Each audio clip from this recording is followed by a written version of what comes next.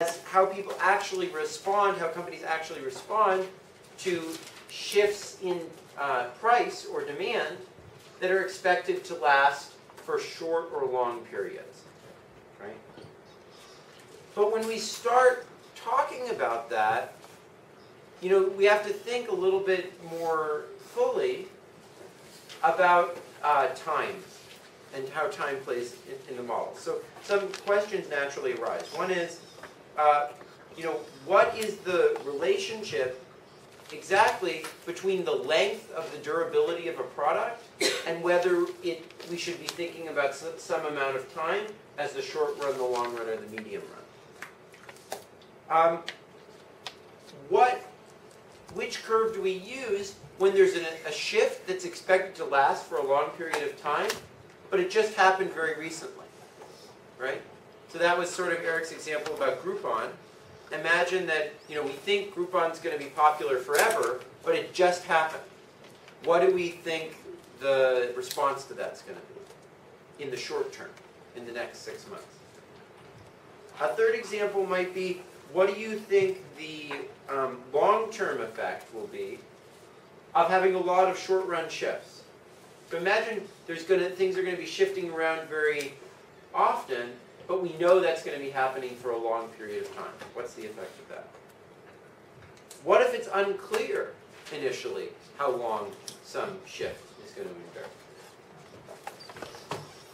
endure? And what does the actual time path of the adjustment look like? Not just the average that it does over some period of time. So these are the types of questions that are addressed by what are called dynamic models in economics. And we're not basically going to think about those at all in this course, because they get very messy and complicated.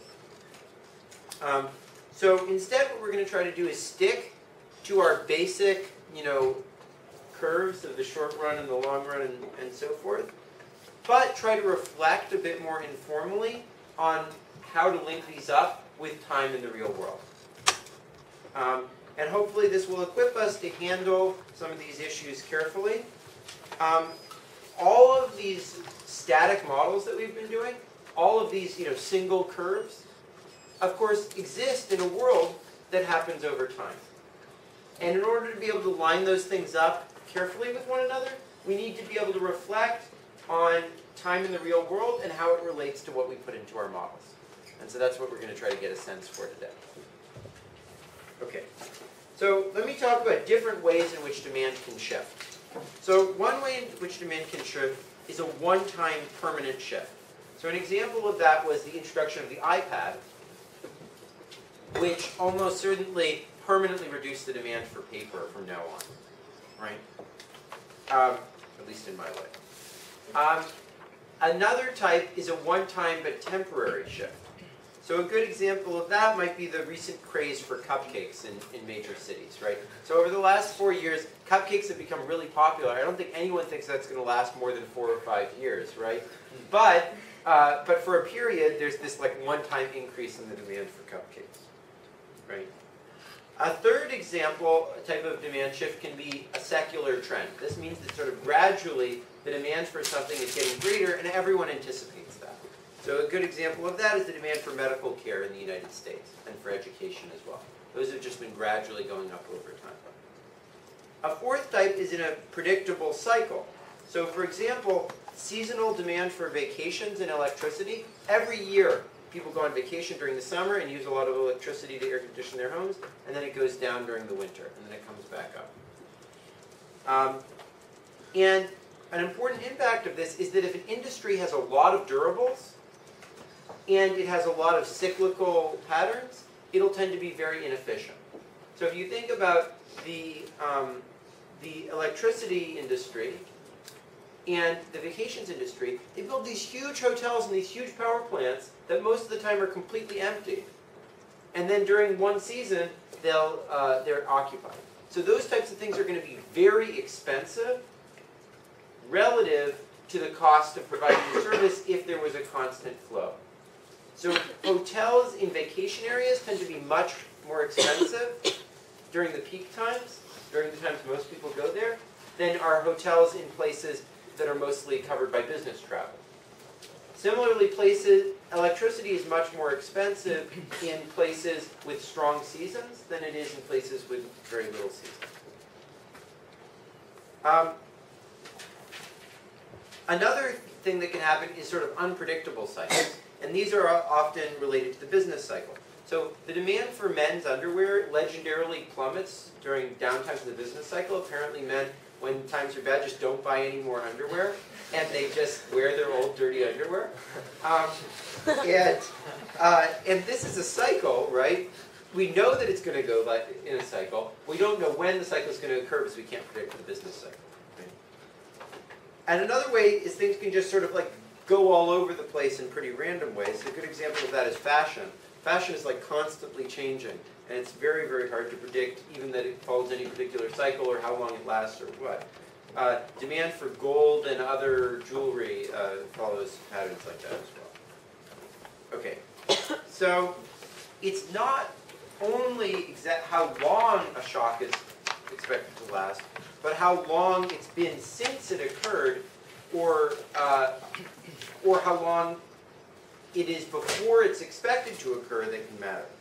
So one example of that is that if there's some shock, and then we return to the equilibrium before the shock, it can take a long time to go back, to depreciate the investments that you made to accommodate that shock. So a good example of that the new problem set asks you to look at comes from Mexico. So Mexico experienced a huge increase in the demand for drugs flowing through Mexico after the U.S. shut down the drug routes through coming from Colombia. And that basically was devastating for Mexico. And the government, to try to address this, did a big crackdown on crime during the 2000s.